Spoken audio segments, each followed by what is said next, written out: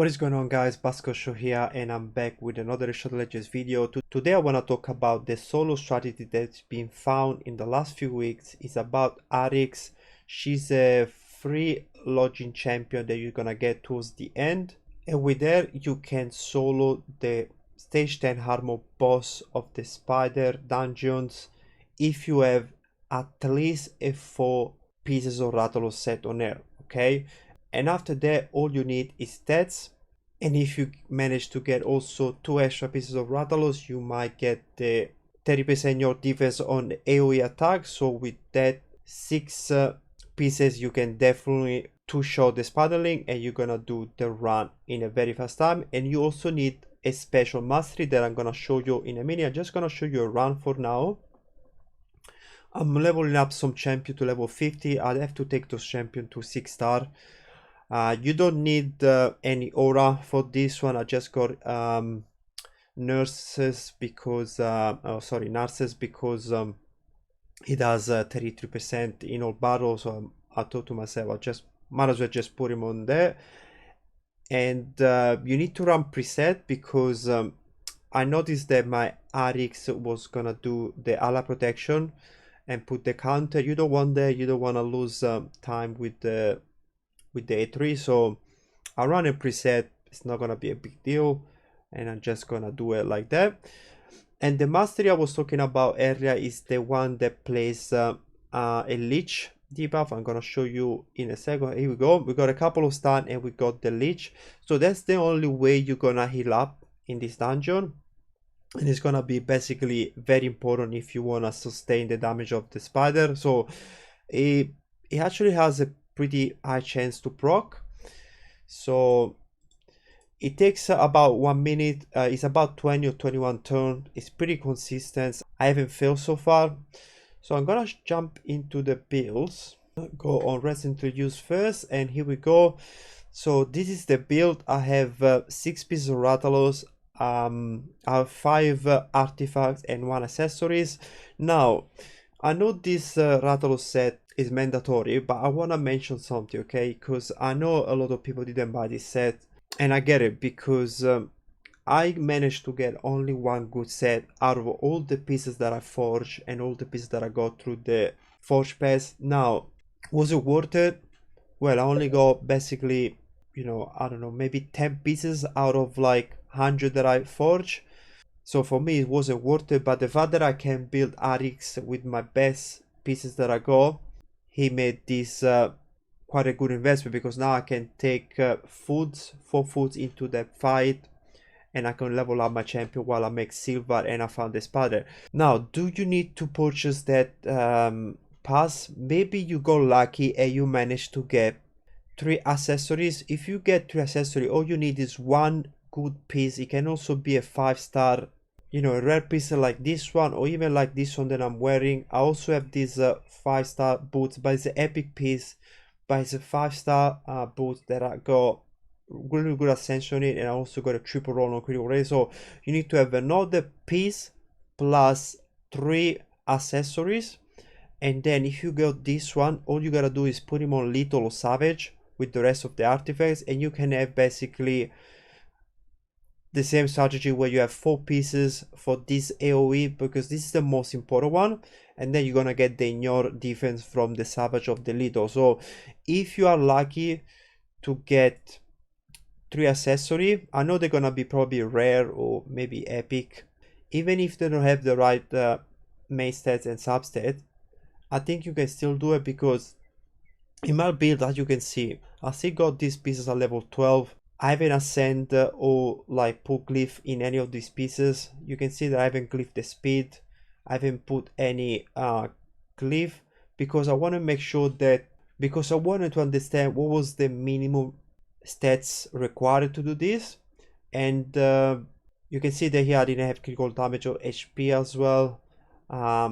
This one is pretty broken piece, to be honest, because you also need accuracy with this build. So I got basically a double roll here.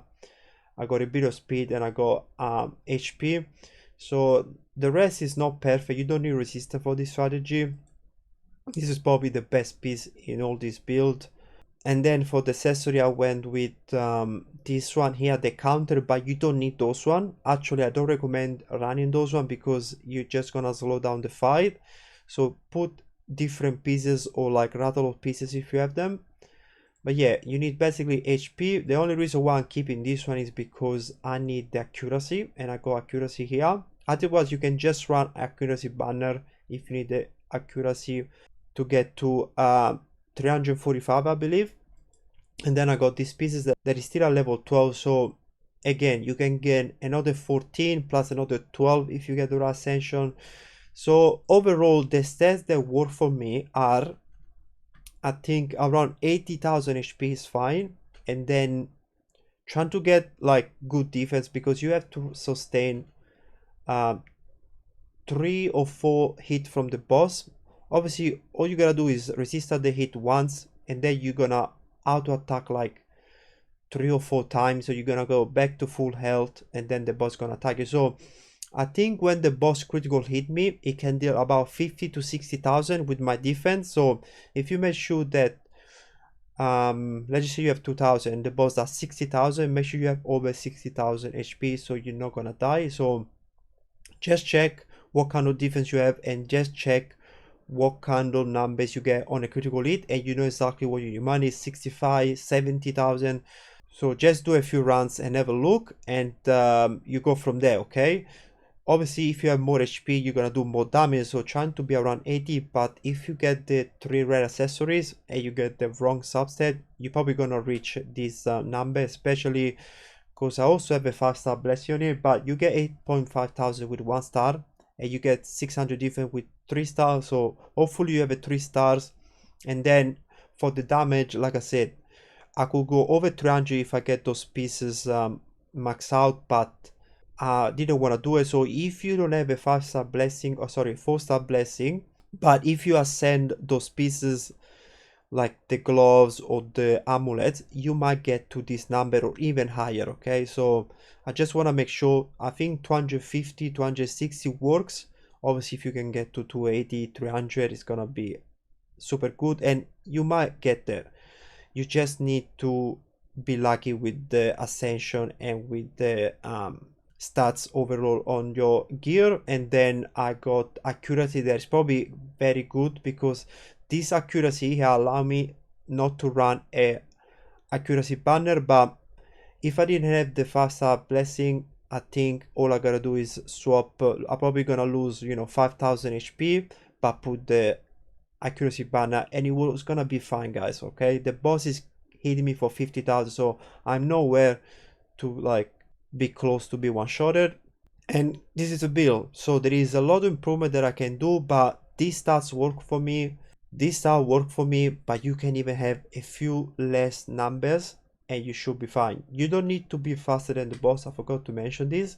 So I'm running at 220 speed, and I'm gonna show you the mastery here. I got this mastery is gonna give me 18 speed as soon as I kill 3 enemies. So this one is gonna bring me to 240, and it was fine because the rattle is gonna give you a lot of turn meter, and you're gonna get turns and extra turns. So you're gonna attack at least 3 or 4 times for sure before the boss gets a second turn.